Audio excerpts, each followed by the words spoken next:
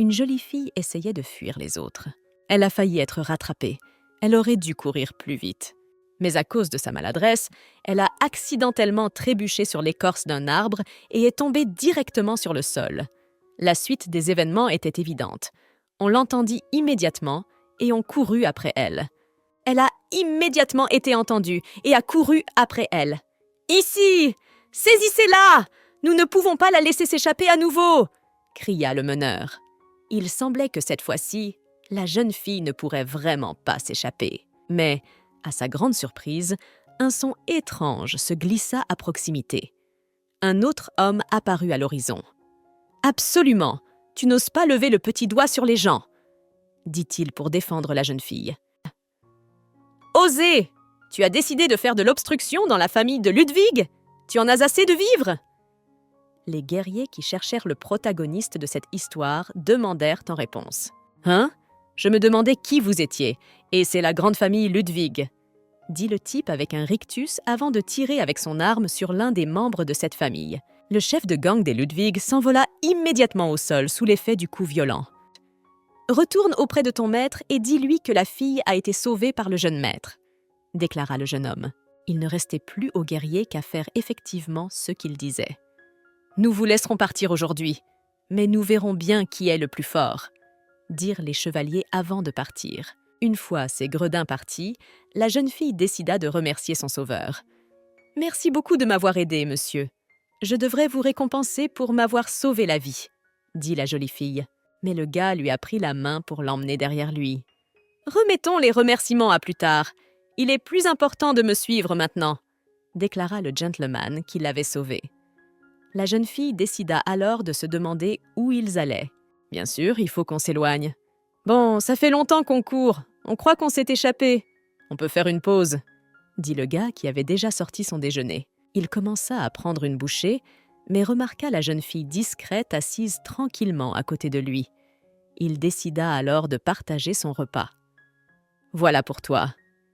Il y a tant à courir. Tu as dû réussir à avoir faim. J'en ai encore. Alors engloutis-toi, » dit le jeune homme bienveillant. En regardant la pauvre fille, il eut pitié d'elle. « Vous êtes une jeune fille. Comment se fait-il que la famille de Ludwig ait organisé une chasse pour vous ?» Surpris, mais particulièrement intéressé, l'homme décide de poser la question. Il s'avéra que c'était parce que la jeune fille était la fiancée ratée de la famille Ludwig. Elle ne voulait pas épouser leur chef, et si elle était attrapée, elle serait certainement tuée. Ce genre de réponse surprit réellement le jeune maître.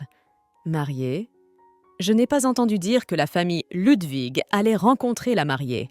Alors pourquoi nous sommes-nous enfuis ?» dit le jeune homme. « Oui, parce que c'est la fronde qui a fait tout le travail.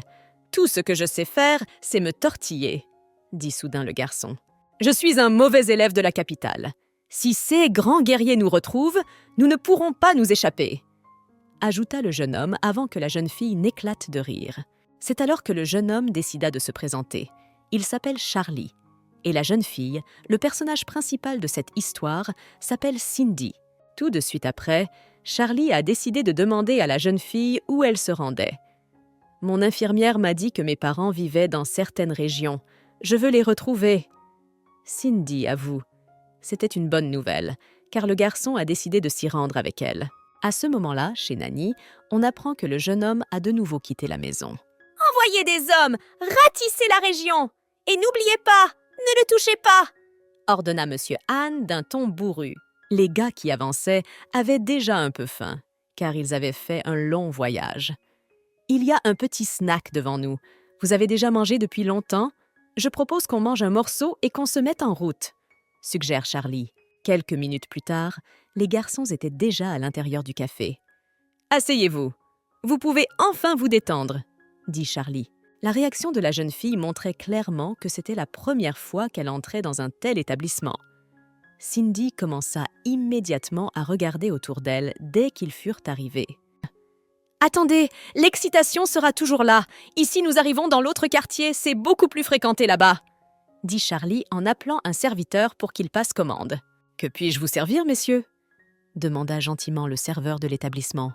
« Je vais regarder le menu, d'accord. Apportez-moi 2 portions de ragoût de bœuf et un pot du meilleur thé. C'est ça, il y a du poisson ?» Il commence à passer la commande de Charlie. « Bien sûr, il vient de nager aujourd'hui, il est très frais !» répond le serveur. « Alors apportez plus de poisson à la sauce aigre douce !»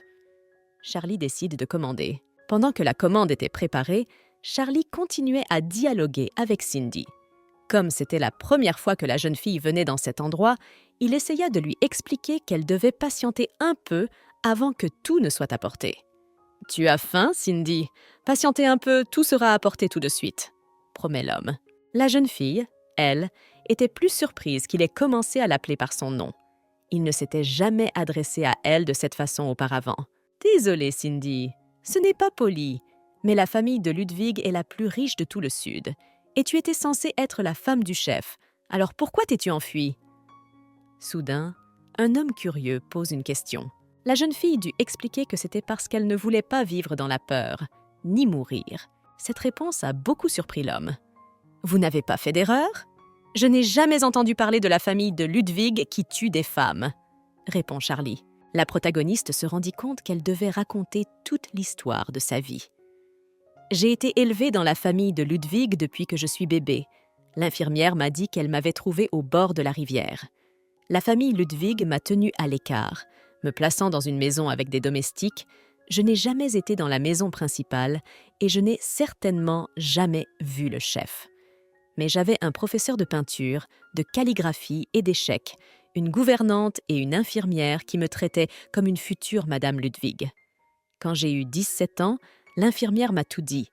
J'ai été élevée pour la tête. J'avais déjà vu ma fin. » La jeune fille avoue. « Votre infirmière, qu'est-ce qu'elle vous a dit d'autre ?» Surpris, Charlie interroge. « Elle a dit que le chef de famille était un homme cruel et méchant qui voyait toujours des ennemis autour de lui. Il pouvait facilement tuer un subordonné ou un membre de la famille. L'infirmière a dit qu'il y avait toujours beaucoup de cadavres dans la maison principale. » D'une voix effrayée, Cindy poursuit son récit. Mais Charlie ne croit pas tout à fait la jeune fille. Ou plutôt, il ne croyait pas ce qu'on lui avait raconté quand elle était enfant. Je pense que c'est de la calomnie et que ce n'est pas digne de confiance. J'ai été dans beaucoup d'endroits et tout le monde dit que Monsieur Ludwig est un jeune gentleman intelligent. Lui répond Charlie avec un sourire narquois. Mais une attitude aussi peu sérieuse face aux aveux de la jeune fille ne lui plaisait guère, et elle s'épancha un peu. Pour montrer toute l'étendue de ses émotions, la jeune fille se leva même de dessous la table et cria à tout le café. « Ce n'est pas vrai! C'est l'infirmière qui a dit ça, elle ne me mentirait pas. » Cindy commence à assurer. « L'infirmière, sous peine de mort, m'a dit ça pour que je puisse m'échapper. Elle ne s'est pas épargnée, » poursuit Cindy. La jeune fille raconte qu'elle vit dans une cage dorée depuis qu'elle est toute petite, mais qu'elle ne veut pas mourir ainsi. Cindy ne voulait pas épouser le diable, alors elle s'est enfuie. « Oh mon... » Comme l'image extérieure est déformée. À ce moment-là, l'esprit du type s'est mis à tourner en rond. Mais heureusement pour lui, ils furent distraits de cette conversation désagréable par le serveur qui apportait la nourriture. « Très bien, restons-en là, mangeons !» proposa Charlie qui avait déjà sorti les ustensiles pour commencer à manger. « D'accord, oui merci. » La jeune fille décida de se calmer et de lui donner raison. Charlie était en effet un jeune homme très agréable. C'est alors que le gars proposa à la fille de goûter un morceau de poisson. C'était très bon. En quelques minutes, les assiettes étaient vides. Les gars étaient rassasiés. « Cindy, j'ai perdu de l'argent pendant notre fuite. Tu paies et je verrai plus tard où nous pourrons trouver de l'argent pour la route. » Le garçon a également demandé après le repas. Mais bien sûr, la fille n'avait pas d'argent, alors les gars ont dû s'enfuir aussi.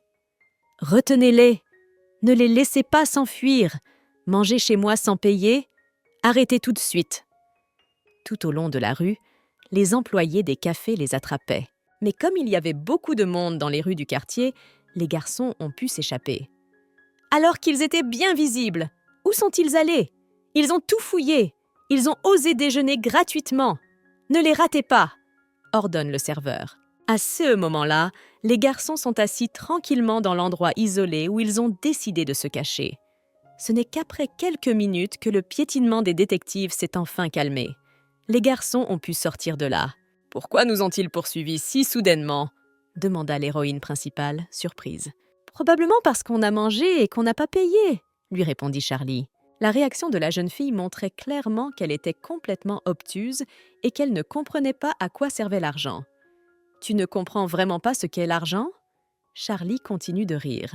Mais la réaction de Cindy n'était pas du tout celle que pensait le jeune homme. La jeune fille ne s'est pas excusée. « Je suis désolée. J'ai été élevée de cette façon.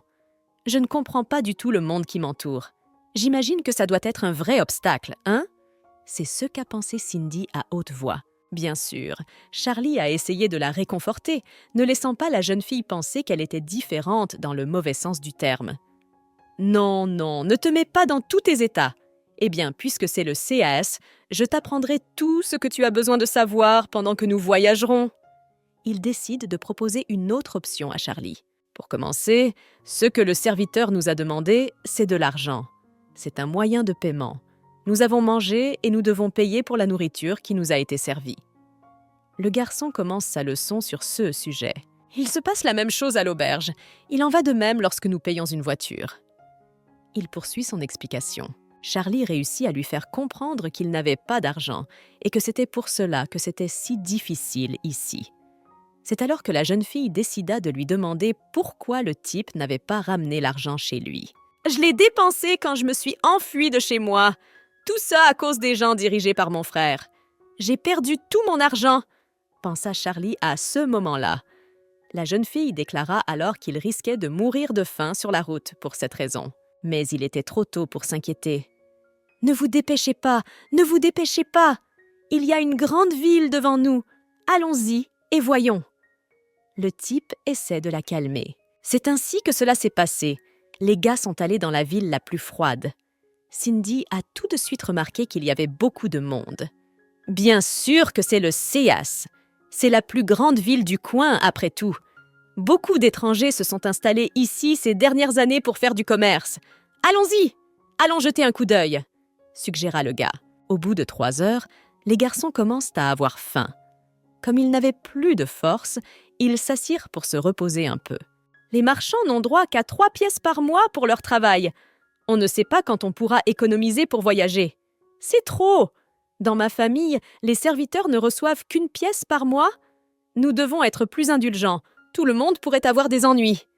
Le garçon réfléchit à voix haute. Charlie comprit que cela ne marcherait pas et qu'il devait trouver un moyen d'obtenir plus d'argent.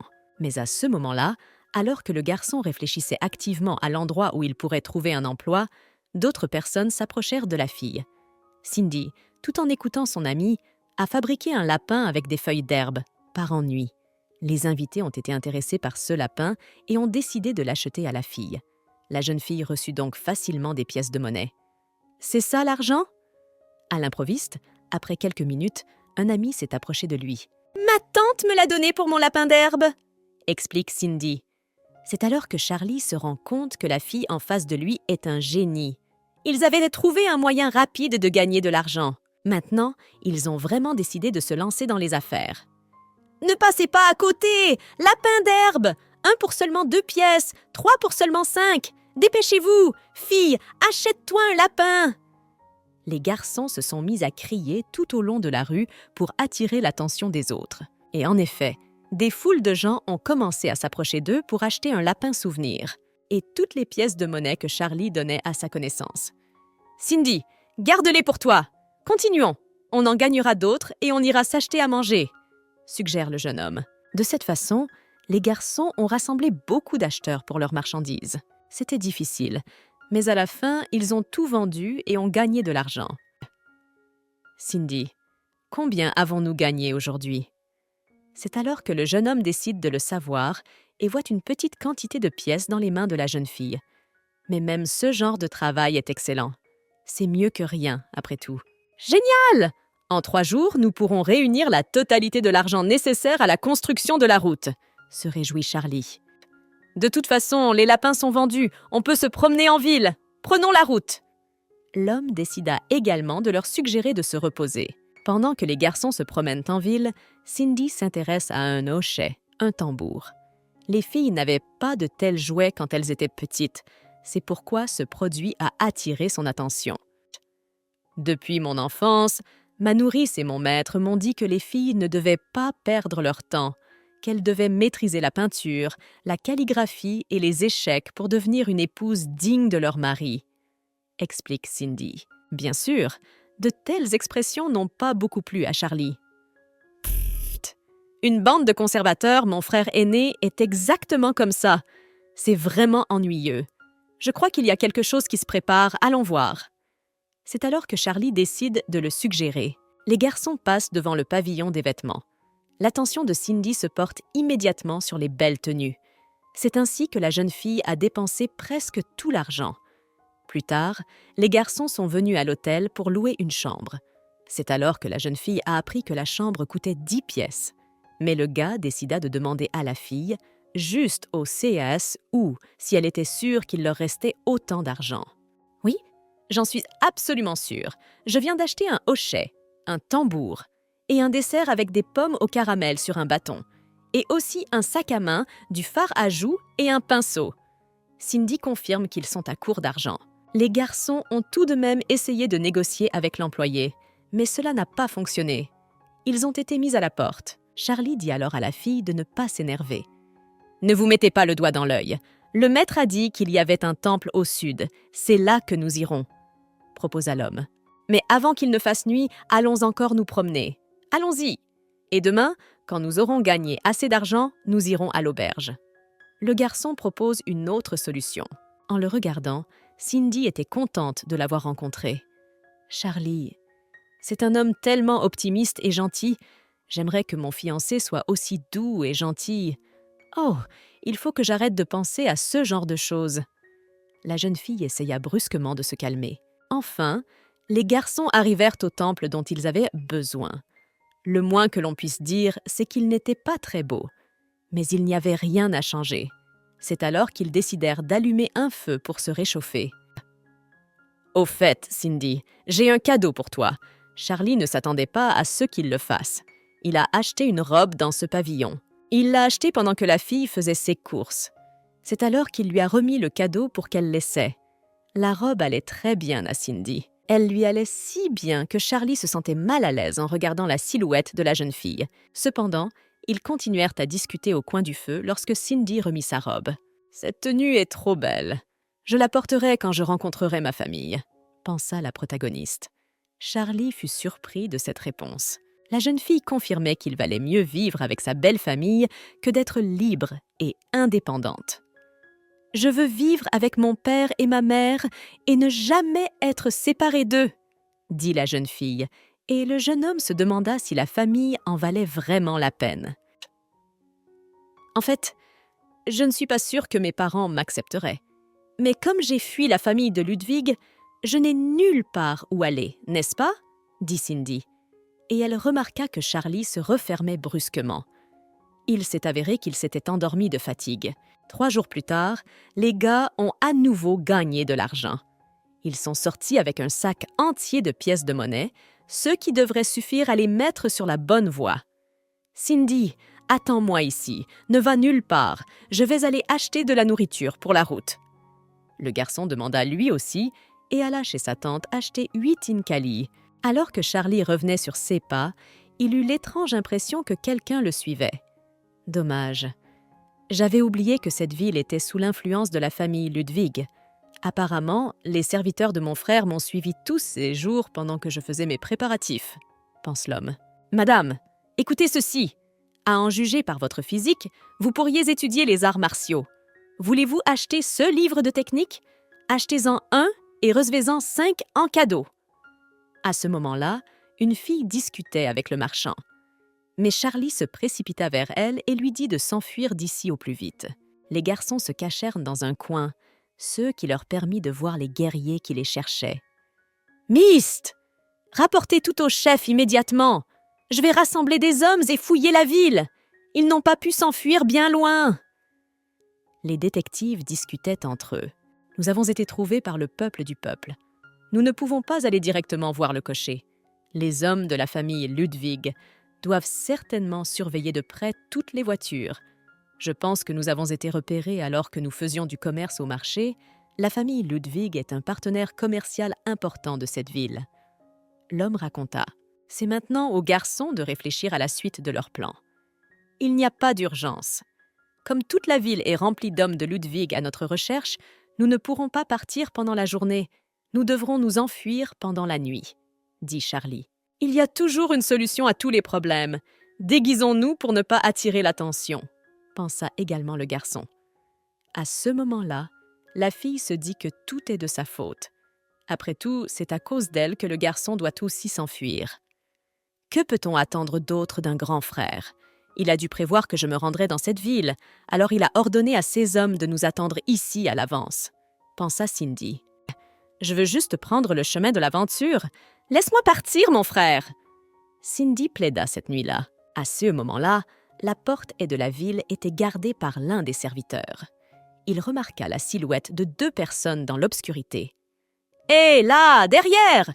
La porte est sur le point de se fermer, dépêchez-vous !»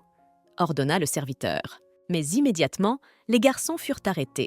« Attendez, quels sont ces vêtements étranges? C'est pour cela que vous avez quitté la ville? Enlevez votre chapeau !» demande le garde. C'est alors que le compagnon de Charlie décide de prendre la défense de la jeune fille. « Monsieur, c'est ma petite sœur. Elle est enrhumée. Elle ne peut pas rester dans le vent. Ignorez-nous et prenez cet argent en guise de remerciement. » J'ai tenté de résoudre la situation avec Charlie. Inutile de dire que le domestique a accepté n'importe quoi pour l'argent. « Oh, vous êtes très persuasif. Entrez donc, je vais vous laisser passer, d'accord ?» dit le garde. Finalement, Cindy et Charlie marchèrent pendant des heures. Finalement, les garçons ont pu faire une pause, mais ils n'ont été sauvés que temporairement. « Nous devons sortir d'ici rapidement. J'ai déjà trouvé un cocher, il nous attend à l'extérieur des murs de la ville, allons-y vite !» dit Charlie. À ce moment-là, les serviteurs du seigneur l'informèrent qu'ils avaient retrouvé le jeune seigneur. Dans la ville, il était avec une fille, mais ils se sont échappés de la ville pendant la nuit. Devons-nous commencer à agir ? demanda le chef des assistants. Dites à mes guerriers de se préparer à les poursuivre, ordonna alors le seigneur. À ce moment-là, les garçons avaient déjà rencontré des difficultés imprévues. J'ai vraiment honte de vous, mais je ne peux pas vous conduire plus loin, informa le cocher. Mais il y a une forêt sauvage tout autour d'ici. Comment allons-nous faire le reste du chemin à pied? Et vous nous ordonnez de dormir en plein air? Charlie était en colère. Il y a une petite ville plus loin. Vous pourrez y prendre une chambre pour la nuit. Ensuite, vous n'aurez qu'à trouver un cocher qui vous emmènera plus loin. Je suis vraiment désolée, mais ma femme exige que je rentre tard le soir, sinon elle me chassera de la maison, explique le cocher. D'accord, je suis trop paresseux pour me battre avec vous, si c'est le sien, partez. Charlie lui répond d'un ton calme. Pourtant, bien sûr, l'homme était en colère contre cet employé. Comment peut-on abandonner ses passagers au milieu de la route? C'est tout simplement scandaleux. Cindy, partons vite avant qu'il ne fasse complètement nuit. Le type se décida à suggérer, mais il reporta son attention sur la jeune fille. Cindy resta immobile, ne pouvant détacher son regard du ciel étoilé. C'est alors que la jeune fille décida d'appeler sa connaissance auprès d'elle. « Charlie, viens ici, il y a tellement d'insectes lumineux !» dit la jeune fille avec enthousiasme. Et comme elle aimait beaucoup ce spectacle, ils restèrent ainsi pendant quelques minutes encore, à regarder toute la beauté nocturne du ciel et de la vie animale. 2 heures plus tard, les garçons continuèrent à marcher. « Pourquoi ai-je l'impression qu'on nous a trompés? Nous avons déjà tellement marché. Et je ne vois pas une seule maison, encore moins une ville, remarque Charlie. Pourtant, on ne voudrait pas dormir dans les bois. Nous sommes loin de la ville et il n'y a personne qui vit ici. Il doit donc y avoir des serpents, des insectes et des animaux sauvages. Ce n'est pas sûr de dormir à la belle étoile, explique Charlie. Heureusement pour eux, les garçons avaient déjà repéré une maison. Ils décidèrent de s'y rendre pour vérifier. Quand ils se sont approchés, ils ont vu une fille assise à côté d'eux. « Désolé de vous déranger. Nous sommes en train de quitter la ville, mais il fait si sombre. Serait-il possible de passer la nuit chez vous? »« Pas gratuitement, bien sûr, » demanda Charlie. Et bien sûr, la propriétaire accepta. Dans l'ensemble, la propriétaire accueillit les garçons avec gentillesse. Elle leur offrit du thé dès qu'ils entrèrent dans la maison. La jeune fille leur dit également que son conjoint avait attrapé un lapin aujourd'hui et qu'elle allait le cuisiner. « Ce n'est pas la peine, nous avons de la nourriture avec nous. » Charlie la devance. « Il est très rare que des gens viennent ici. Alors notre rencontre est le fruit du hasard. Il n'y a pas d'autre moyen. Ne soyez pas timide. Je vais préparer le dîner pendant que vous prenez du thé et que vous vous reposez. » dit la maîtresse de maison. Bien sûr, les garçons étaient très soulagés d'avoir trouvé cette maison avec une propriétaire si sympathique. J'étais déjà résignée à l'idée que nous allions devoir passer la nuit dehors. Je n'aurais jamais cru que nous aurions autant de chance. Nous avons juste de la chance que la propriétaire soit une femme gentille, pense Cindy. Pendant ce temps, la chasse aux garçons se poursuit. Lorsque le cocher arriva à la maison de son maître, il lui rapporta qu'il avait fait ce que son patron lui avait demandé.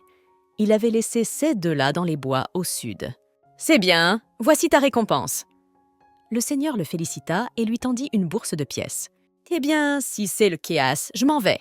Hourra! Si vous avez encore besoin d'un artiste fidèle, appelez-moi.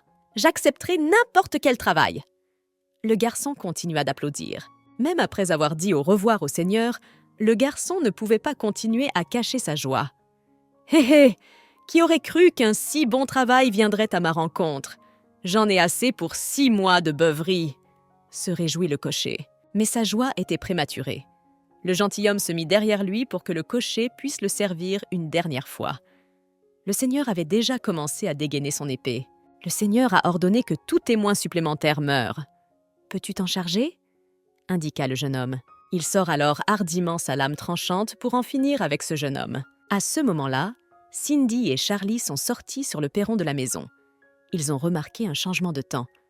C'est étrange, il n'y a pas si longtemps, il faisait beau. Et soudain, il pleut si fort. Ils sont surpris. Mais la propriétaire leur expliqua que le temps changeait souvent dans ces montagnes. La jeune fille dit aussi que le dîner était prêt et que les invités pouvaient s'asseoir à table. Lorsque la jeune fille a mis la table, Cindy a proposé à sa sœur de s'asseoir à côté d'elle. Mais la maîtresse de maison refusa, car elle et son mari avaient déjà dîné. D'autant plus qu'ils n'avaient que rarement des invités, les garçons pouvaient donc se sentir libres de manger seuls. « Alors je vais commencer! Bon appétit !» souhaite le garçon avant de commencer le repas. Mais à peine Charlie eut-il mis une bouchée du plat dans sa bouche qu'il sentit quelque chose d'anormal. En reniflant le plat, le garçon sentit une odeur de poison. « Cindy, cours !» lui dit immédiatement son ami.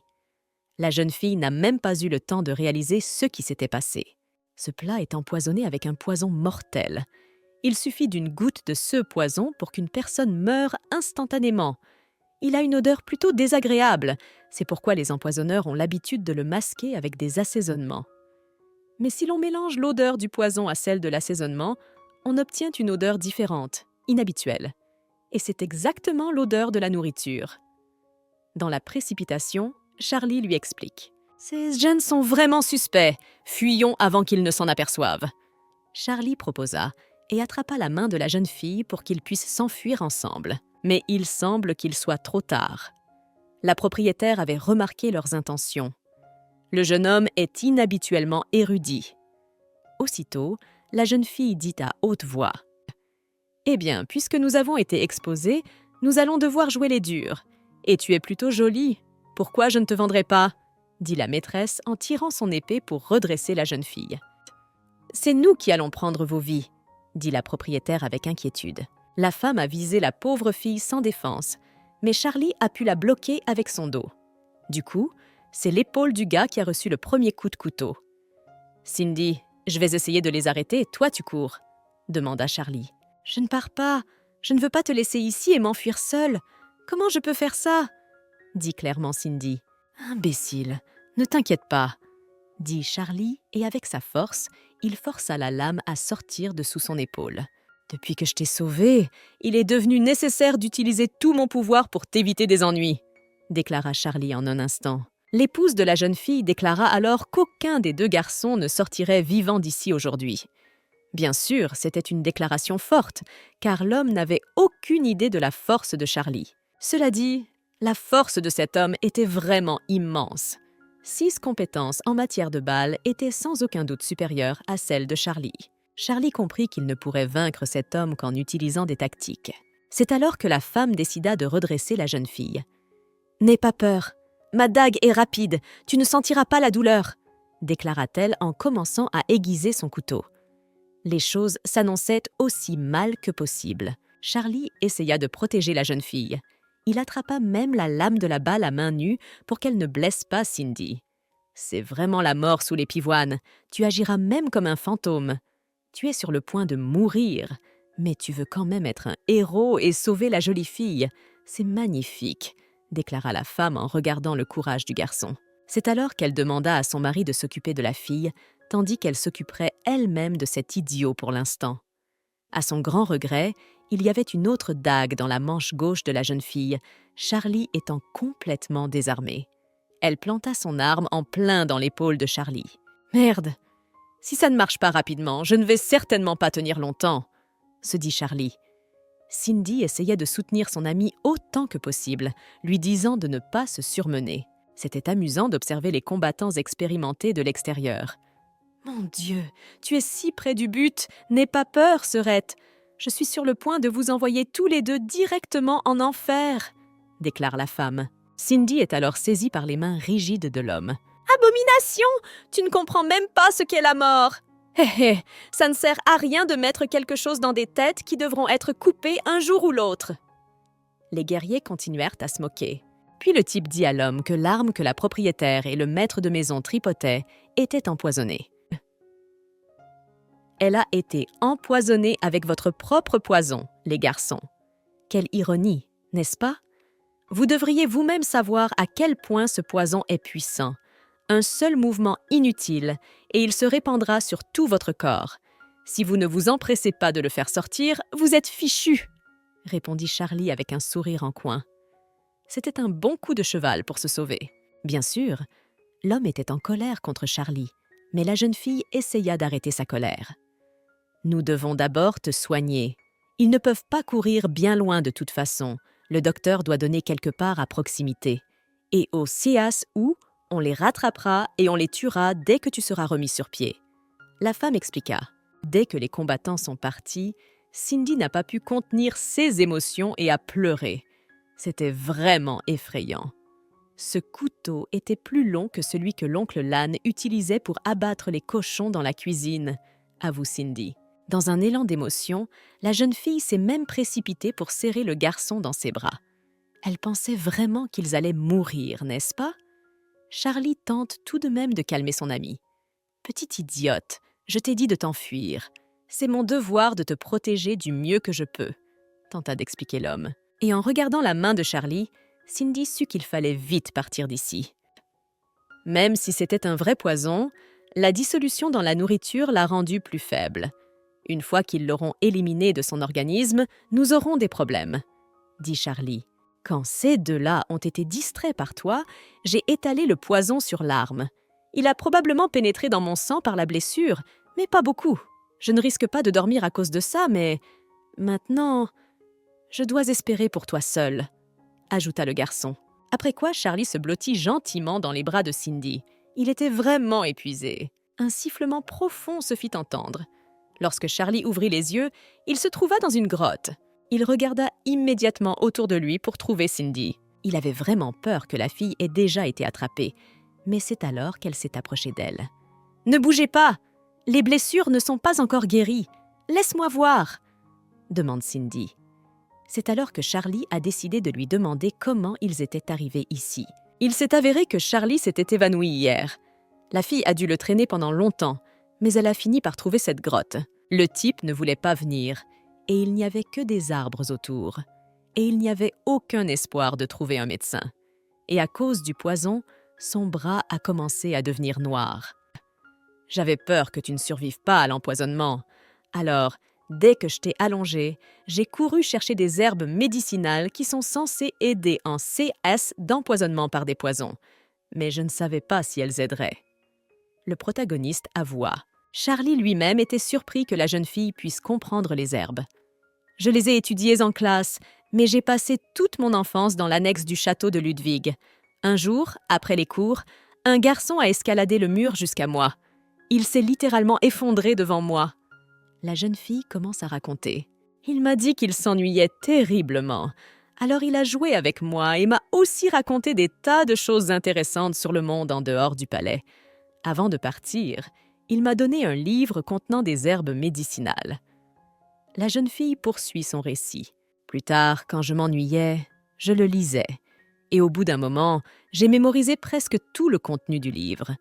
Mais je n'ai jamais pu le rendre au garçon. Il n'est jamais revenu. Hier, j'ai donc utilisé les connaissances que j'avais, même si j'avais peur que ça ne marche pas. Mais apparemment, tout va bien. La jeune fille avoue. En même temps, Charlie ne se sentait toujours pas bien. Lorsque le garçon avait essayé de la toucher, la jeune fille le lui avait strictement interdit, car elle n'avait pas encore pansé sa blessure à la poitrine. La blessure collait sûrement à ses vêtements. Comme tu étais inconscient, je n'ai pas osé aller plus loin. J'ai bandé ton bras et je me suis endormie. Raconte Cindy. Ensuite, j'ai passé toute la matinée à chercher des herbes et de quoi panser tes blessures, explique également la jeune fille. Au fait, tu te souviens que le chauffeur de taxi m'a dit qu'il y avait une ville pas loin d'ici? La jeune fille a également entamé la conversation dans une autre direction. Elle avait commencé à en parler depuis que Cindy était partie dans la direction opposée aujourd'hui et l'avait trouvée. Désormais, les deux hommes pouvaient se diriger ensemble dans cette direction. Cependant, alors que la jeune fille s'apprêtait à marcher, elle se retourna et remarqua que Charlie avait dénudé le haut de son corps. Elle s'est immédiatement sentie gênée. « Qu'est-ce que tu fais? Comment peux-tu être aussi à l'aise en étant nue devant une fille ?» Cindy s'est mise à crier. En même temps, la fille devait encore panser la blessure du gars. Il fallait donc faire preuve d'un peu de patience et ignorer le torse nu de Charlie. Avec des mouvements habiles de la main, elle essayait de bander le corps du gars. Comme elle était maladroite et qu'elle ne regardait pas vraiment ce qu'elle faisait, elle ne réussit pas du premier coup. Cela dit, Cindy se rendit compte qu'il n'y avait rien de mal à cela. Il s'agissait simplement d'aider son amie, après tout. Peu importe, tant pis si je regarde. Les babysitters ne le sauront pas de toute façon, et je suis obligée d'aider. La jeune fille réfléchit et se ressaisit. « Ça va faire mal, mais tu dois le supporter, s'il te plaît. Je commence !» demanda Cindy. Charlie était vraiment très gêné, mais il faisait semblant de ne pas avoir mal. « Maintenant, allonge-toi et repose-toi. Tes vêtements sont tout abîmés et en lambeaux, je vais les raccommoder et les laver. » Une fois qu'elle a eu fini, Cindy dit. Après le pansement, Charlie continua à penser à sa connaissance. Il remarqua que son cœur battait toujours la chamade. « C'est vraiment ce que m'a raconté mon grand frère? Est-ce que c'est ça, tomber amoureux ?» se demande sérieusement le garçon. « Put, je n'avais pas tort. Tu as grandi dans la rigueur dès ton plus jeune âge. Tu as certainement répondu aux attentes de ton entourage. » À l'insu de la jeune fille, c'est Charlie qui entame le dialogue. « Ce n'est pas vrai. Ma nounou a toujours dit que j'étais une enfant odieuse et que j'enfreignais toujours les règles. » Cindy commence à nier. « J'ai lu que si on a un cœur pour quelque chose, il faut faire ce qu'on veut, sans se soucier de l'opinion des autres. » La jeune fille explique son point de vue. « Et j'avais l'habitude de lire un livre sur les plantes médicinales tout le temps. Tu te souviens ?» dit-elle en même temps. « Quoi? Tu l'aimais vraiment à ce point ?» Surpris, Charlie intervient. « Oui, je l'ai relue de nombreuses fois et j'ai beaucoup appris grâce à elle. Le terrier peut être utilisé pour soigner les blessures. Il peut aussi être utilisé pour traiter les thromboses et autres. Chaque plante a ses propres propriétés et méthodes d'utilisation, c'est très intéressant. » La protagoniste poursuit avec enthousiasme. L'homme lui explique alors qu'il existe des plantes médicinales encore plus rares. Par exemple, le laurier rose fleurit magnifiquement, mais il répand un poison mortel autour de lui. Si une personne ou un animal le goûte ou le touche accidentellement, sa vie est en danger. Charlie a encouragé le dialogue. Charlie a. « Les forêts autour d'ici sont froides et sèches. C'est pourquoi des champignons spéciaux y poussent. S'ils ne sont pas cuits correctement, ils peuvent provoquer des hallucinations. » Charlie fait également part de ce qu'il sait. « Quoi? Quand j'étais petite, la babysitter m'a apporté un jour un plat de champignons sauvages cuits. Quand je les ai mangés, j'ai rêvé d'un ange qui dansait, » avoue Cindy. Mais la jeune fille a également déclaré qu'à l'époque, elle pensait qu'elle rêvait. Il est fort probable que la jeune fille ait été empoisonnée à ce moment-là. Pendant une seconde, elle a même eu peur que cela ait pu être mortel et dangereux. Mais le type lui a dit de ne pas s'inquiéter, car l'empoisonnement passe rapidement. Il n'y avait donc aucune raison de s'inquiéter. « Si tu as envie de m'écouter à l'avenir, je t'en dirai plus », dit Charlie en souriant. Leur dialogue fut interrompu par un bruit inintelligible derrière les arbres. On aurait dit que quelqu'un venait tout droit vers eux. C'étaient bien les mêmes guerriers, un homme et une femme, qui cherchaient les garçons depuis si longtemps. Des monstres! Je ne peux pas croire que des ailes leur ont poussé du jour au lendemain, et qu'ils se sont envolés. Cherchez bien, creusez le sol, mais trouvez-les, et vous ne reviendrez pas sans eux. L'homme continua à s'énerver. Ne sois pas si pressé, mon frère. Vu la vitesse à laquelle ils voyagent, ils n'ont pas pu traverser la ville. Et s'ils sont dans la ville, nous les trouverons où qu'ils se cachent. La dame s'exprime avec assurance pour encourager son homme. À ce moment-là, Charlie et Cindy se cachèrent discrètement derrière un rocher. La recherche était vraiment difficile. Cette forêt était trop grande. Nous devons les trouver avant que le maître ne la prenne. Il faut que d'autres personnes participent aux recherches, au CSU, se demanda l'homme. Il était évident qu'il était le plus nerveux. La femme, elle, se comportait plus calmement et ne paniquait pas. Elle essaya également de calmer son compagnon. « Frère, ne sois pas si nerveux. Le feu de camp est à peine froid. Et il n'y a presque personne d'autre dans cette forêt qui pourrait passer la nuit dans cette grotte, n'est-ce pas ?» dit la femme. Et c'est à ce moment-là que Cindy fut enfin convaincue qu'ils étaient sur le point d'en finir. Il était évident que la femme était sûre que les garçons avaient passé la nuit ici. Et à en juger par le fait que le feu de camp est encore chaud, ils sont partis il y a un moment. Fouillez le quartier et nous les retrouverons. C'est ce qu'elle se dit. Très bien, tout le monde, écoutez. Fouillez le cercle à fond. Tuez tous ceux que vous rencontrerez, mais ne les ratez pas. Et dépêchez-vous, ordonna la femme. C'est alors qu'elle se rendit compte qu'il fallait aussi inspecter complètement cette grotte. Cela effraya sérieusement les garçons qui se cachaient à proximité. L'homme dit à sa sœur qu'elle pouvait se reposer, car il pouvait s'en occuper lui-même. Cependant, les garçons rencontrèrent quelqu'un de tout à fait différent de celui qu'ils allaient voir. Ils tombèrent sur une de leurs connaissances, un certain Félix. « Je me demandais ce qui se passait, et c'est toi.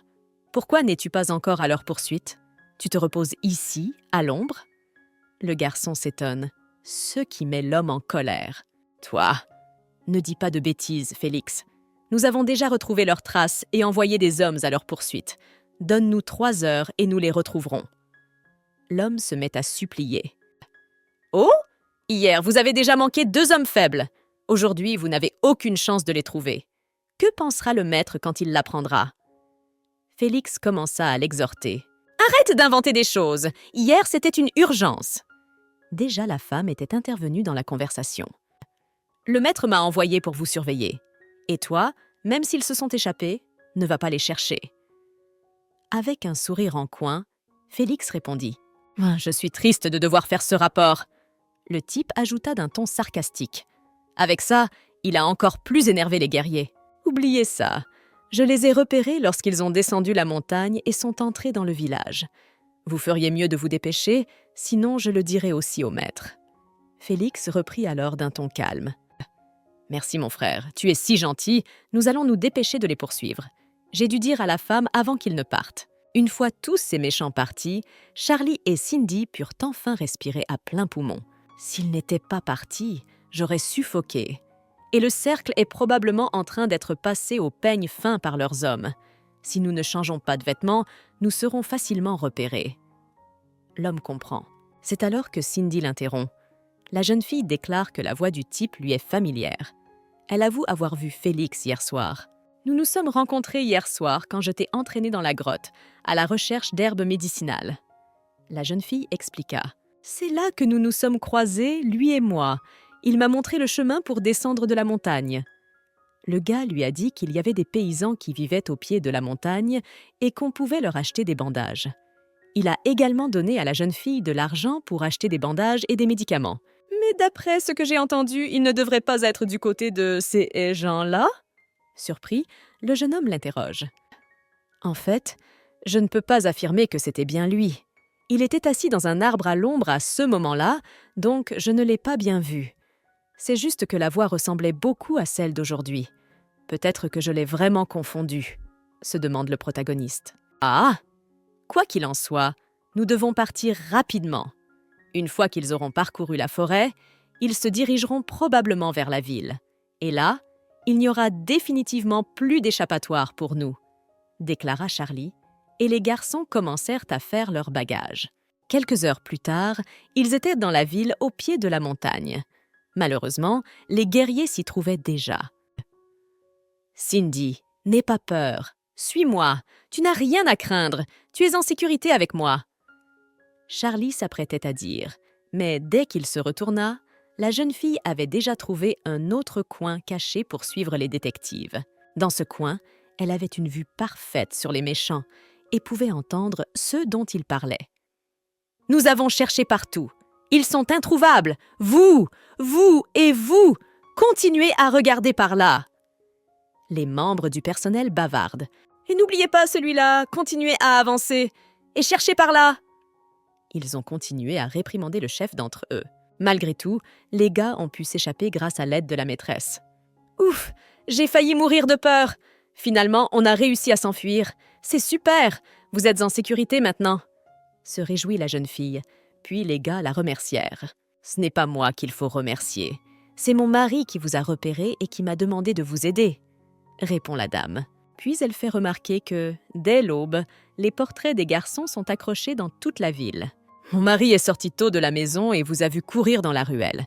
Il m'a dit de vous amener ici et de vous abriter pendant un certain temps. » raconte la fille bienveillante. « Oh les garçons, il n'y a pas besoin de ces cérémonies. Suivez-moi. Quand mon mari reviendra, nous pourrons parler de tout cela. » La femme demanda à son tour et les ramena chez elle. Enfin, les garçons ne se cachaient plus dans les coins et les recoins. Mais Cindy ne comprenait toujours pas pourquoi ils les chassaient. « Est-ce vraiment la famille Ludwig? Ils nous poursuivent à cause de mon évasion, n'est-ce pas ?» Effrayée, la jeune fille réfléchit. « Non, leurs vêtements ne ressemblent pas à ceux portés par le clan Ludwig. D'ailleurs, s'ils étaient à cause de ton évasion, ils essaieraient de te capturer, mais pas de te tuer, n'est-ce pas ?» fit remarquer Charlie. Le garçon lui-même comprenait et devinait déjà pourquoi ces types en avaient vraiment après eux. Bien sûr que ce n'est pas ça, mais pourquoi voudraient-ils nous tuer? S'ils ne sont pas venus pour elle, ils en ont probablement après moi. Se pourrait-il que quelqu'un ait eu vent de ma fuite et ait décidé de me tuer pour interrompre le clan Ludwig? Seuls les anciens du clan et leurs plus proches serviteurs savent que je suis le véritable héritier de leur clan. Mais comment l'ont-ils su? En réalité, à ce moment-là, tout tournait en rond dans l'esprit du garçon. La jeune fille, quant à elle, ne pensait qu'à elle, qu'elle allait devenir la femme de leur chef, et n'avait pas la moindre idée de ce que pouvait être la vérité. Charlie se demanda sérieusement s'il n'y avait pas un espion dans le clan. Il comprit qu'il devait en informer son frère au plus vite. Quelques heures plus tard, le mari de la maîtresse rentra enfin à la maison. La jeune fille le présenta sous le nom d'Eric. « Oh, c'est la première fois que je rencontre quelqu'un qui porte ce nom. Nous vous sommes très reconnaissants de votre aide, maître. À en juger par votre nom, êtes-vous un étranger ?» demande Charlie. La femme me dit alors que son mari est persan. Ils sont marchands et retournent en Perse. En fait, nous vous avons déjà vu dans une autre ville. Le monde est tellement vaste, et notre rencontre suivante montre clairement que c'est le destin. Mon mari a dit que puisque vous avez des problèmes, nous devons vous aider. La maîtresse poursuit son récit. Charlie leur était reconnaissant de les avoir sauvés, mais il craignait tout de même que, sans savoir qui les suivait, les garçons ne soient encore plus en danger. Cela dit, il se présenta tout de même à la maîtresse des lieux. « Je m'appelle Charlie et voici ma petite sœur, Cindy. Nous sommes en route pour rendre visite à nos parents éloignés dans une autre ville. » Le garçon se présente. La femme supposa que les deux hommes avaient faim, elle avait déjà commandé leur repas, elle leur proposa donc de discuter ensemble pendant le déjeuner. Dès que les garçons se sont assis à la table, Eric a immédiatement commencé à leur poser des questions. « Comment avez-vous réussi à croiser le chemin d'une faction de ce gang? Pouvez-vous nous le dire? Nous serons alors prêts à affronter le danger. » demanda l'homme, qui comprit alors à la tête des gars qu'il ne savait absolument rien de ce gang. « Alors vous ne savez pas pourquoi ils vous recherchent ?» s'étonne Eric. Cette faction a pratiquement pris le contrôle des terres les plus proches et jusqu'aux frontières occidentales. Ils terrifient les commerçants et se livrent au pillage et au saccage. Même le gouvernement a peur de se frotter à eux. Je n'ose imaginer l'importance de leurs commanditaires, dit la maîtresse. Charlie expliqua alors qu'il les avait rencontrés en allant en ville. J'ai blessé un certain Khan à l'époque. Ils se sont fait passer pour de simples paysans et ont essayé de nous empoisonner. Raconte Charlie. Khan est le chef de ce groupe, et si tu l'as blessé, il n'est pas surprenant qu'ils soient tous après toi, explique Eric. Le pire, c'est que toute la ville est sous leur contrôle. La jeune fille lui dit que s'ils décidaient de fouiller toutes les maisons, il leur faudrait 2 jours pour arriver chez eux. Mais en même temps, Eric a dit à sa femme de ne pas s'inquiéter, parce qu'il avait une idée. La jeune fille fut alors emmenée chez les danseurs, et on lui demanda de s'habiller de la même façon. Nous allons bientôt nous rendre en ville pour affaires, accompagnés d'un groupe de danseuses. Mon mari veut te mettre à l'abri parmi eux. Dans quelques jours, il y aura un festival pour nourrir les esprits. La nuit, des lanternes seront lâchées dans le ciel. À ce moment-là, il y aura beaucoup de monde dans la rue. Tout le monde sera dans le chaos. Nous pourrons en profiter pour vous faire sortir de la ville. Raconte la femme. D'une manière ou d'une autre, même si Cindy n'aimerait pas ça, c'est une mesure forcée. Au moins, de cette façon, elle serait définitivement en sécurité. Néanmoins, il fallait convaincre la jeune fille de changer de vêtements. Ils étaient trop révélateurs et trop inhabituels pour Cindy. Lorsque la fille est sortie dans une nouvelle tenue, elle était tout simplement magnifique. Mais moralement, Cindy n'était pas encore prête. À ce moment-là, Charlie a également changé de vêtements. Les vêtements lui allaient parfaitement. Mais il était aussi un peu gêné, car c'était la première fois qu'il portait quelque chose comme ça et il se sentait bizarre. Notre culture est assez simple. Nous n'hésitons pas à nous montrer, comparé aux vêtements locaux, les nôtres sont assez ouverts, mais plus on les porte longtemps, plus on s'y habitue. Allez, attendons devant. Il devrait avoir fini de cuisiner maintenant, dit Eric. Alors que les garçons s'approchaient de l'entrée, ils entendirent maîtresse ajuster Cindy. « Cindy, c'est bon, tu peux sortir maintenant.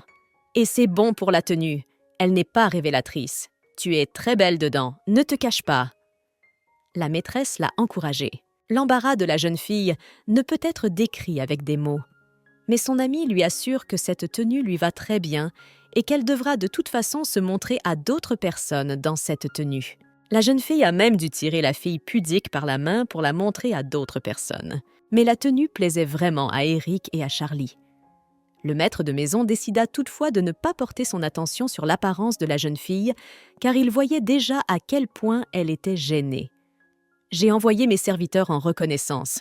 Les bandits ont déjà commencé à fouiller les maisons, alors vous feriez mieux de vous promener dans ces vêtements pendant quelques jours. » L'homme répondit, et les garçons remercièrent Eric-san. Eric leur demanda ensuite de s'adresser à lui de manière moins formelle. Bien que leur famille soit très influente, comme leurs clients étaient des étrangers importants, il ferait mieux d'éviter à tout prix les conflits directs avec de tels vauriens. « Charlie et moi allons chercher son instrument. Ce sera plus facile pour lui de faire semblant de jouer pendant la représentation, » dit le propriétaire avant de prendre congé. Quelques minutes plus tard, Cindy apprit qu'elle allait devoir apprendre une danse. La jeune fille n'en revenait pas. « Oui, nous devrons marcher dans les rues pendant les vacances avant que les lanternes ne soient allumées, n'est-ce pas ?» dirent les autres filles. « Ce n'est que lorsqu'il y a beaucoup de monde dans la rue que les garçons peuvent s'échapper. » Et même le fait que la fille n'ait jamais dansé auparavant n'embarrassait pas les autres danseurs. « Ce n'est pas grave. Il suffit que tu apprennes quelques mouvements de base. Il y a beaucoup de danseurs. Personne ne le remarquera. Je vais t'aider, ne t'inquiète pas. Tu vas réussir. » l'encourage une autre fille. Lorsque Charlie entra dans la chambre de Cindy quelques minutes plus tard pour se vanter d'avoir reçu une flûte, il vit son amie en train de danser. Cindy bougeait vraiment très bien. Mais dès que la jeune fille a vu sa connaissance, elle s'est sentie gênée et a arrêté de danser. « Cindy est tellement douée. Je lui ai montré quelques mouvements et elle se débrouillait déjà très bien toute seule. C'est déjà une danseuse expérimentée, » dit un autre danseur. Le gars lui-même savait que la fille se débrouillerait si bien. Cindy est intelligente et apprend tout ce qu'elle apprend. Les sentiments qu'il éprouve pour elle sont comme un coup de foudre. Charlie se rend compte que la fille est son premier amour. Après la danse, la jeune fille remarque que Cindy est fatiguée. Elle a donc gentiment offert un fruit à la nouvelle danseuse. Je ne suis pas du tout fatiguée. La danse persane est très prenante. Je suis une adulte maintenant, mais j'essaie de danser pour la première fois. C'est génial, avoue la protagoniste. Même sa détermination est très mignonne. La jeune fille a même essayé de manger plus vite pour pouvoir retourner à son entraînement le plus tôt possible.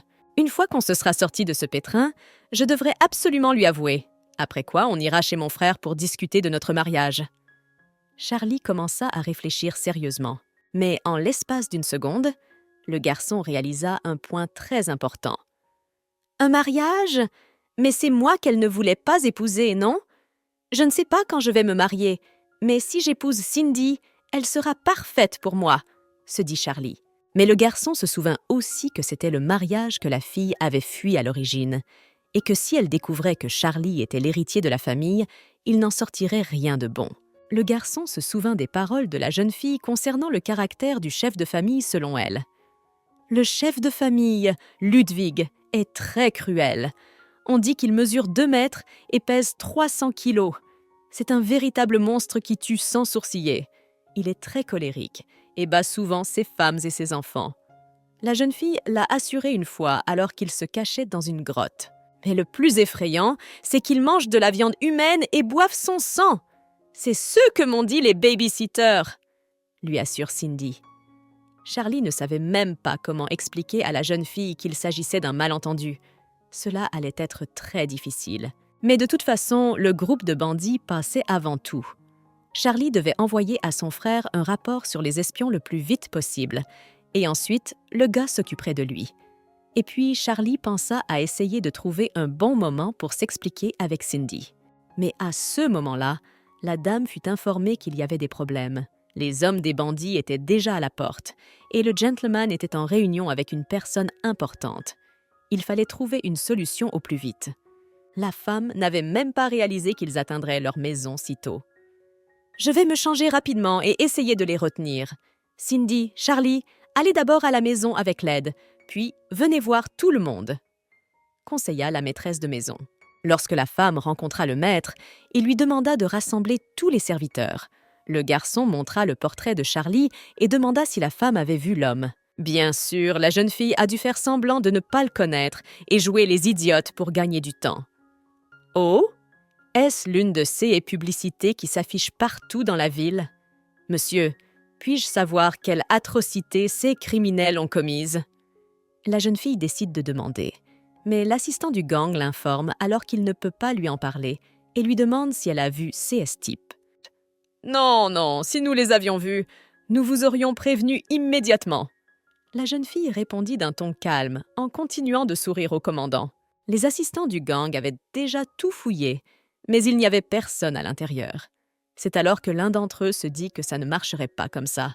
Il y avait trop de danseuses. Demandez à toutes les filles d'enlever leur voile. Examinons-les. Le chef de la bande a soudain fait remarquer que les choses ne se passaient pas comme prévu. Les choses ne se passaient pas du tout comme prévu. La maîtresse faisait déjà de son mieux pour dissuader le commandant de son idée. C'est que ces filles sont encore jeunes et célibataires. Je crains qu'il ne soit difficile pour elles de se marier après cela. La femme a décidé de dire pour sauver la vie des garçons. Mais le commandant ne s'est pas laissé prendre à sa provocation. J'ai entendu dire que les Perses sont par nature ouverts, audacieux et qu'ils n'ont pas peur de se montrer. Et là, tout d'un coup, elles ont peur de se retrouver sans mari à cause d'un seul voile ? Demanda un homme avec un sourire en coin, insistant sur la réputation des Perses. « Enlevez vos voiles! Quiconque désobéit sera arrêté !» Il finit par ordonner. Il était évident que Cindy commençait à devenir nerveuse. Charlie s'approcha donc d'elle pour lui prendre la main et lui demander de ne pas avoir peur. Malgré tout, la file d'attente arrivait sans encombre jusqu'au gars. Les autres filles qui se trouvaient devant avaient depuis longtemps été priées d'enlever leur voile le plus vite possible. « Pourquoi vous en prendre à nos voiles? Vous avez trouvé un endroit où commander, bien sûr. Le maître n'est pas à la maison. Es-tu heureuse? As-tu tout vu ?» L'insolente Rina se met en colère et est obligée de se découvrir le visage. C'est alors que le serviteur demande à Charlie de s'avancer. Il s'en est fallu de peu, mais il ne s'est même pas douté qu'il était le type en face de lui. Pourtant, la ligne est allée directement à Cindy. La jeune fille devait à présent retirer son voile, et Charlie avait même préparé sa lame de balle au Sias Ou. Mais heureusement pour eux, le propriétaire est apparu à l'horizon juste à temps. Et je me demandais qui était venu nous rendre visite. Ce sont nos honorables bandits. Qu'ai-je fait pour vous déplaire au point que vous veniez fouiller ma maison et interroger mes hommes ? L'homme demande fièrement. Nous avons reçu l'ordre de poursuivre nos ennemis.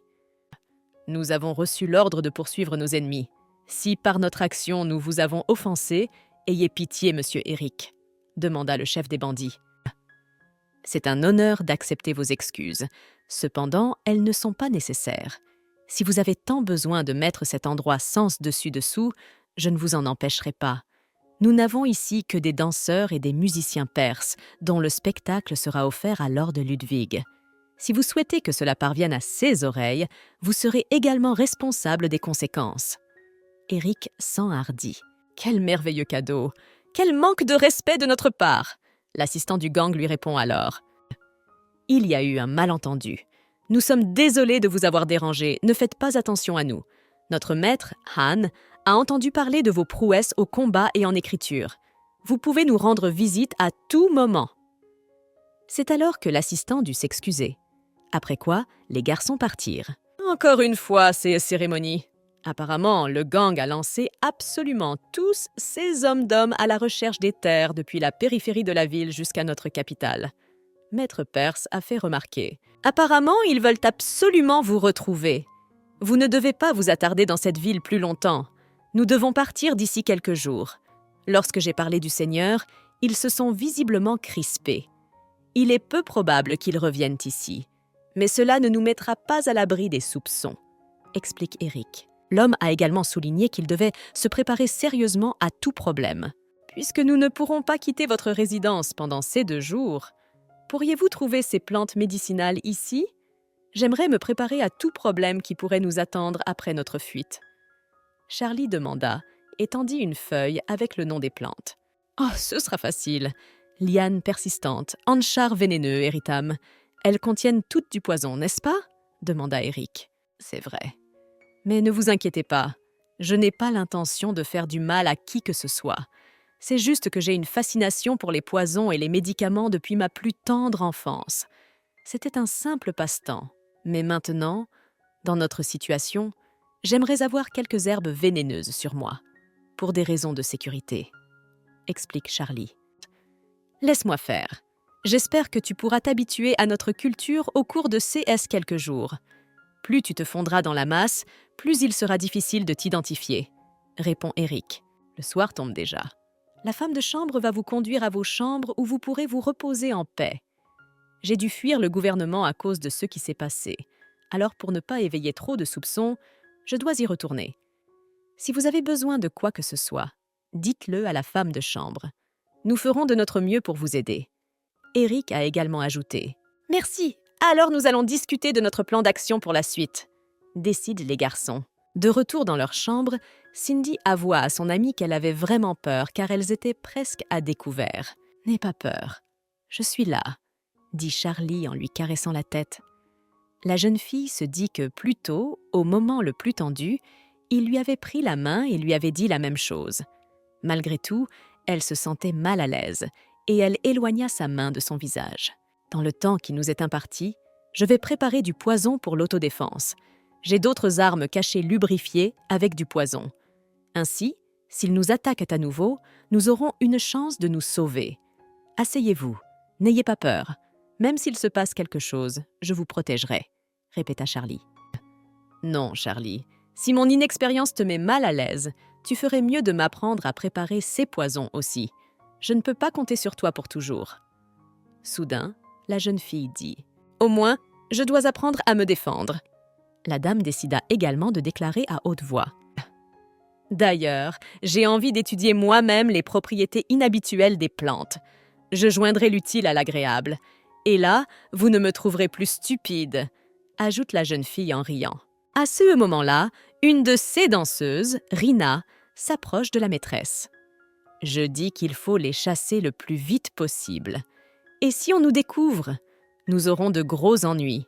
Maîtresse, vous en faites trop. » La jeune fille exprime son point de vue. Rina, arrête! N'ai-je pas pris trop de responsabilités lorsque je t'ai arraché aux mains de CS marchands d'esclaves? C'est ce qu'a dit la femme. Maîtresse, en quoi cela est-il comparable? Demande la jeune fille avec insolence. Quelle est la différence?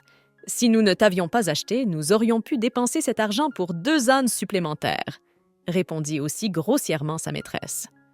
Leur dialogue s'est arrêté là, car la femme voulait aller se coucher. Pendant ce temps, Charlie apprenait à Cindy à manipuler les plantes. Il lui explique que ces plantes médicinales peuvent être à la fois un poison et un remède.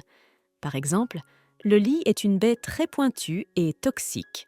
Il suffit de l'étaler sur une pointe de flèche pour que l'ennemi meure en un clin d'œil. Mais si on la fait bouillir un peu, le poison s'évapore. Il est alors utile en CA de rhume et constitue un bon analgésique. C'est très bon pour les accidents vasculaires cérébraux et les rhumatismes, dit Charlie avec enthousiasme. Il y a d'autres choses à venir. Je vais vous raconter beaucoup d'autres choses intéressantes sur les herbes médicinales, promet le garçon. Mais dès qu'il a remarqué que la jeune fille était sur le point de goûter à la saveur de la plante, il lui a immédiatement crié de ne pas le faire. Une situation similaire s'était déjà produite hier soir.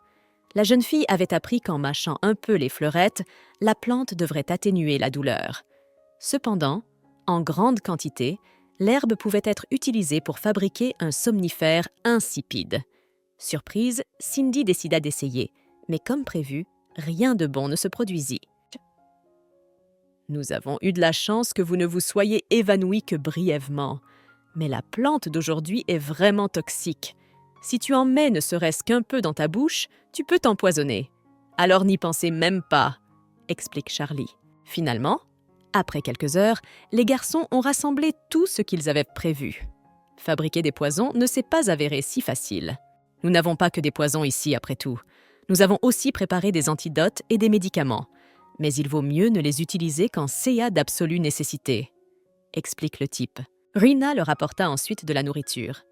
Maîtresse m'a dit de vous apporter de la nourriture parce que vous ne sortez pas de votre chambre. La danseuse l'a fait remarquer avec effronterie. L'autre fille a même demandé à Rina d'être plus douce avec ses invités. Le soir même, Eric dit à son épouse qu'il a deviné que Charlie et Cindy ne sont pas de la même famille. Le garçon expliqua qu'il l'avait deviné à leur regard. Certainement par le regard de Charlie, qui regarde Cindy de la même façon qu'Eric a regardé sa femme le jour de leur première rencontre, il y a quelques années. Les yeux amoureux se voient toujours de loin. Se souvenant de ce jour, la jeune fille s'est approchée d'Eric pour lui demander s'il voulait des gaufres faites maison. « Notre famille fait les meilleurs gaufres de toute la Perse. Même les voyageurs célèbres du genre n'achètent des gaufres que chez nous, » déclara la jeune fille. Ce jour-là. De retour à la réalité, la jeune fille ne comprend pas pourquoi Charlie et Cindy cachent leur identité à ce moment-là. Mais Eric lui expliqua que chacun avait ses propres secrets et qu'il ne fallait donc pas en parler. Ils auraient dû faire comme s'ils ne savaient rien. Après tout, leur travail principal était d'aider les gars à quitter cette ville. Le lendemain matin, ils étaient sur le point de partir. La fille les informa que celui qui devait partir était au premier rang. Oui, la ville est très bien gardée et quelque chose d'imprévu peut se produire pendant le festival. C'est pourquoi il vaut mieux se cacher à la vue de tous. Personne ne pensera que les personnes les plus recherchées du gang vont danser dans la rue principale avec un groupe du genre d'Eric, explique madame. En même temps, la femme était persuadée que Cindy pouvait se débrouiller, car la jeune fille était une excellente danseuse. Il n'y aurait donc aucun problème. Enfin, toutes les danseuses se sont préparées à sortir pour la soirée de danse tant attendue. Dès que les portes s'ouvrent, une multitude de lumières brillantes s'allume tout autour. Il y avait aussi un nombre incroyable de personnes. C'est maintenant au tour des Perses de sortir pour danser. « Maîtresse, achetez une lanterne de fleurs. Si tu la laisses couler dans la rivière, tu pourras souhaiter un mari. » C'est un vendeur d'étalage qui l'a suggéré. Cindy a trouvé l'idée géniale et a décidé de s'acheter une lanterne. Elle la laissa s'agiter et se demanda à quoi ressemblait son mari idéal. Si c'était possible, la jeune fille aimerait rester avec Charlie pour toujours, même si ce dernier ne le sait pas. Pourtant, il était temps de rentrer. Mais dès que la jeune fille regarda autour d'elle, elle remarqua que toute la foule avait disparu. C'est alors qu'elle entendit la voix des bandits qui exigeaient une fouille minutieuse des lieux. Elle a pu être sauvée par Rina qui, en persan, a dit à la jeune fille de continuer avec elle. Elle a pris la main de Cindy et l'a guidée. Cette fille a vraiment sauvé Cindy à ce moment-là, ce dont la protagoniste elle-même a été incroyablement reconnaissante. Dépêchez-vous de monter dans le chariot. Essayons d'atteindre la prochaine ville d'ici demain.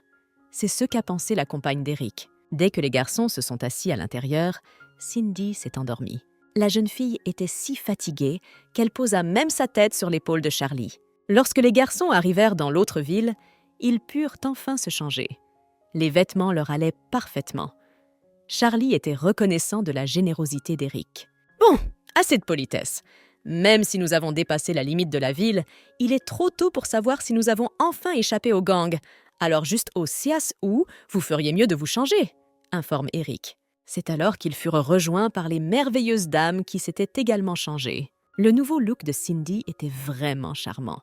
La jeune fille était incroyablement bien adaptée à ce style vestimentaire. C'est alors qu'Eric décida de demander ce que les gars avaient prévu de faire après avoir passé la frontière de la ville. « Nous devions nous rendre dans une autre ville, mais avant, il faut qu'on retourne un peu à Pine Mountain et qu'on aille voir ce qui se passe, » partage Charlie. Eric lui explique alors que c'est une mauvaise idée. « Pour autant que je sache, cette montagne fait partie des territoires de la famille Ludwig, » explique l'homme.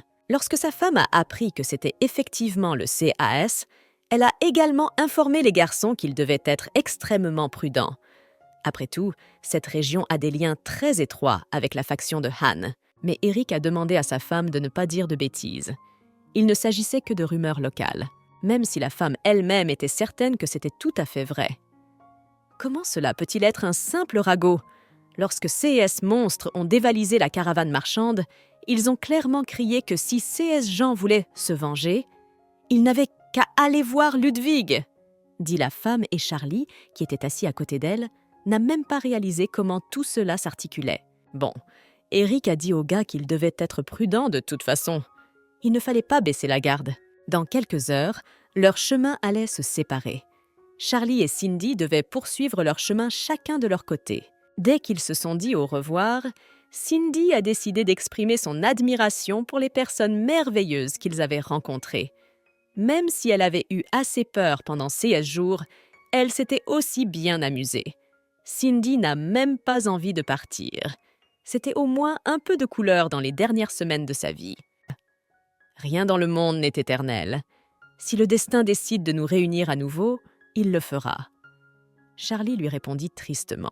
Dans l'instant, la jeune fille posa soudain une question très révélatrice. « Charlie, est-ce qu'un jour on se séparera aussi comme ça ? Laisse tomber, je ne sais pas pourquoi j'ai demandé, » a dit Cindy, ce qui a immédiatement mis la conversation dans une impasse embarrassante.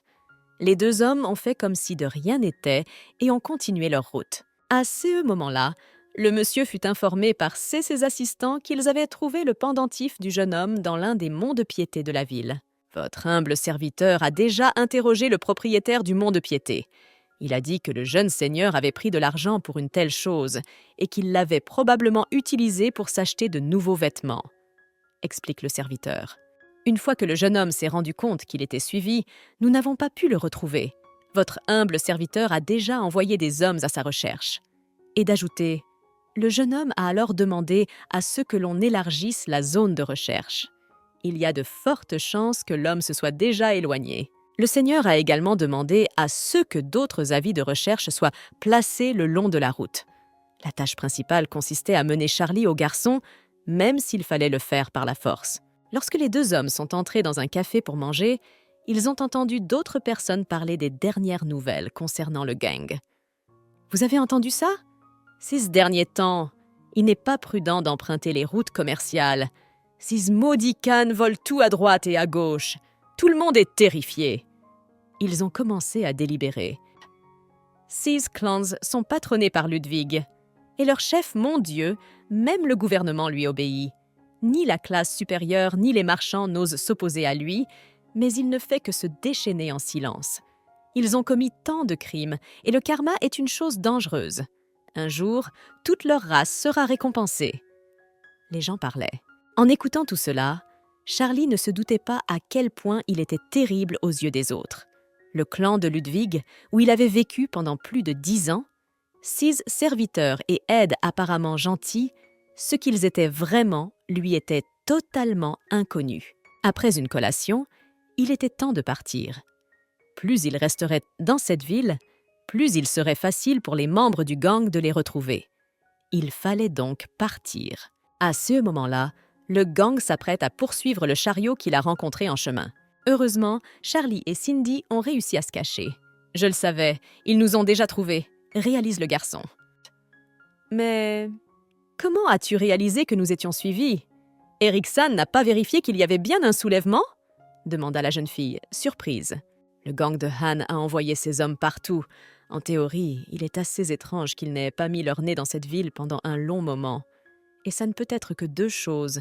Soit ils ont arrêté de nous chercher, soit ils nous ont déjà trouvés et se sont tus pour ne pas nous effrayer, expliqua Charlie.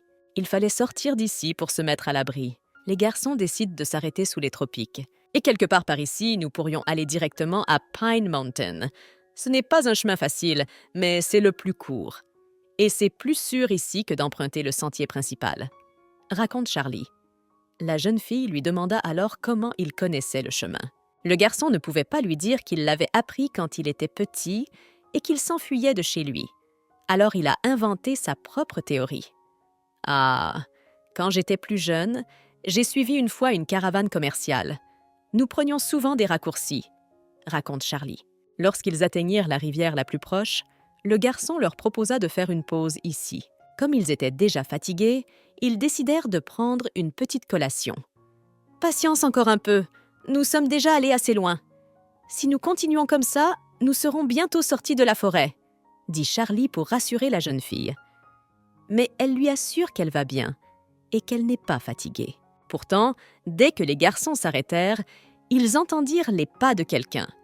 Il fut tout de suite clair que quelqu'un du gang venait tout droit vers eux. Lorsque l'assistant de Han arriva à l'endroit où Cindy et Charlie venaient de s'asseoir, il n'y avait plus personne. Les gars ont sauté directement dans l'eau pour se cacher des méchants. Ils n'avaient pas d'autre choix. En un instant, les adjoints ont tourné autour du lac pendant un long moment, si bien que Cindy était déjà complètement incapable de respirer sous l'eau. Il n'y avait pas assez d'air. Sans réfléchir longtemps, Charlie s'est approché d'elle à la nage pour l'embrasser. Ce faisant, il a donné à la jeune fille une bouffée d'air pour qu'ils puissent continuer à se cacher dans l'eau avec leur réserve d'oxygène. Dès que les assistants sont partis, Cindy a repoussé Charlie. Immédiatement après, la jeune fille est remontée à la surface. On dirait qu'ils sont partis, je n'entends rien. Marchez prudemment, les rochers sont glissants, ils sont venus du sud, ce qui veut dire qu'ils n'iront probablement pas encore dans cette direction. Nous ferions mieux de prendre le chemin qu'ils ont déjà exploré, explique Charlie en sortant de l'eau. La jeune fille approuva sa décision et se dirigea également dans cette direction. Cela dit, Cindy n'allait pas ignorer leur baiser. Elle repoussa le garçon à plusieurs reprises. Tout à l'heure, bien sûr, c'était forcé, mais les nounous me le disent depuis que je suis toute petite.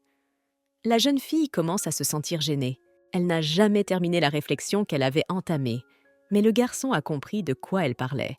La jeune fille ne voulait pas que cela se reproduise une seule fois. La fille ne voulait pas que cela se produise une fois de plus. « Allons-y vite !» dit Cindy en se détournant d'un air défiant et indigné. Une telle démonstration d'attention rendit le gars encore plus amoureux de cette merveilleuse fille. Au bout de quelques heures, ils arrivèrent enfin chez les humains. « Allons-y, j'ai tellement faim jusqu'au bout. Je suggère un dîner et de manger avant d'aller plus loin, » suggéra Charlie. Pendant le déjeuner, ils décidèrent également de discuter de leur futur plan d'action. « Alors, on va d'abord à Pine Mountain ?» demanda Charlie. « Oui, j'ai une petite affaire à faire là-bas, mais ne t'inquiète pas. Lorsque nous atteindrons la ville au pied de la montagne, tu pourras t'y reposer quelques jours. Quand j'aurai tout réglé, je reviendrai te chercher, » raconte le garçon. Cindy remarque alors qu'il a une famille assez nombreuse. « Ma famille est dans le commerce depuis des générations. C'était un petit commerce qui ne rapporte plus rien. De toute façon, il n'y a pas grand-chose à dire. Mieux vaut me parler de vous. » Charlie se lance à l'improviste. « Tu as été adopté par la famille de Ludwig, mais tu n'as jamais rencontré le chef de famille ?» Il décida également d'interroger le jeune homme. Bien sûr, la jeune fille le confirme. Il s'avéra qu'elle vivait à Maple Yard depuis qu'elle était toute petite. Les nounous lui avaient dit que cette résidence était temporairement habitée par Madame Ludwig. Mais lorsque cette dernière a déménagé dans la cour principale, les servantes de Maple Court sont restées pour s'en occuper. À ce moment-là, Charlie comprit que Cindy parlait de sa mère. Le garçon décida tout de même de clarifier ce point. « Es-tu vraiment sortie avec Madame Ludwig ?»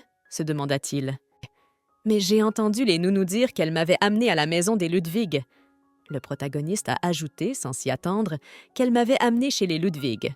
À ce moment-là, alors que le frère de Charlie s'occupait de ses affaires, un pigeon voyageur s'est dirigé vers lui. Ce n'est qu'à ce moment-là que le garçon apprend que Charlie s'est à nouveau enfui de la maison. « C'était donc maman... Oh, je ne veux rien dire. Je me demandais si c'était Madame Ludwig qui t'avait amené. » Charlie a failli être pris sur le fait. « Oui, les nounous ont dit qu'elle était très gentille. Et bien qu'elle soit l'épouse principale, elle n'est pas du tout arrogante. » Avec une étincelle dans les yeux, la jeune fille avoue. « Quand elle m'a amenée ici, elle a chargé les nounous de s'occuper de moi. Elle leur a même dit de s'occuper de moi jusqu'à ce que je grandisse. Et elle m'a engagé des professeurs pour que je puisse décrire et lire. Elle est vraiment très gentille, » raconte Cindy. Cependant, on ne peut pas s'attarder trop longtemps sur ce sujet personnellement. Il faut donc penser plus loin. Les Khan ont trop d'influence sur la ville. Même si nous sommes extrêmement prudents, il est fort probable que nous les rencontrions à nouveau. Pour l'instant, il vaut mieux faire marche arrière. Oui, le chemin le plus dangereux est le plus sûr. Explique son point de vue objectif, Charlie. Il est peu probable qu'ils rôdent là où ils ont déjà cherché. Il vaut mieux prendre le même chemin pour revenir, explique le garçon. Ils décidèrent effectivement de suivre cette stratégie particulière. Tout de suite après, les gars se sont vraiment mis en route. En chemin, Charlie a trouvé quelque chose d'étonnant. « Cindy, regarde vite, j'ai trouvé quelque chose. Tu connais cette plante? On pourrait la confondre avec un chèvrefeuille. Mais ce n'est pas du tout le tchka !» raconte Charlie, puis la jeune fille lui explique ce qu'est la plante qu'il tient dans ses mains. À sa grande surprise, la jeune fille savait comment elle s'appelait. C'est écrit dans ce livre. Les gens la confondent souvent avec le chèvrefeuille. Cette plante est en fait très toxique. La jeune fille continue de raconter l'histoire. Elle savait que dans le livre, il était écrit que toutes les plantes étaient toxiques. Mais c'est dans les racines que se trouve le poison le plus puissant, comme Cindy l'a vu pour la première fois. Il y a deux côtés à la médaille. Les méchants ne l'utilisent que comme poison, mais ils savent aussi s'en servir comme antidouleur, ajoute Charlie. Le gars savait que cette plante était assez rare, alors il a proposé de la garder pour les CAS d'urgence. Bien sûr, Cindy a approuvé l'idée et les gars ont continué leur chemin. Ensuite, les gars se cachèrent pour observer de loin si les bandits se promenaient. Ce n'est qu'après quelques minutes que les bandits sont finalement partis. Oui, ils sont partis. J'ai vérifié moi-même. Il n'y a plus personne de la ville ici. Mais juste au cas où, nous ferions mieux d'être aussi discrets que possible et de nous déplacer la nuit, explique Charlie. La nuit, Charlie proposa d'escalader le mur, car il pensait que la ville se terminerait au-delà. C'était l'option idéale pour ne pas croiser de visages suspects ou de combattants de Han en chemin. La jeune fille eut du mal à grimper toute seule, Charlie l'aida donc à la pousser. « Je crois que Cindy a eu un repas trop copieux ce soir. » Charlie pensa à ce moment-là, mais il continua à aider la fille à franchir la barrière. Les deux garçons parvinrent tout de même à franchir le mur. Dès que Cindy, avec l'aide de sa connaissance, y parvint, Charlie suivit immédiatement. Mais lorsqu'ils sont arrivés de l'autre côté, ils ont croisé le regard des gardes. Personne ne s'attendait à trouver ces personnes à cet endroit, et il n'y avait nulle part où fuir. Bien sûr, l'homme commença immédiatement à s'offusquer de la situation. « Quelle impertinence! Comment osez-vous pénétrer dans la résidence du ministre en pleine nuit? Réponds-moi, que faites-vous » Le garde se fâche. Après tout, personne ne s'attendait à ce qu'il pénètre accidentellement dans la résidence du ministre lui-même.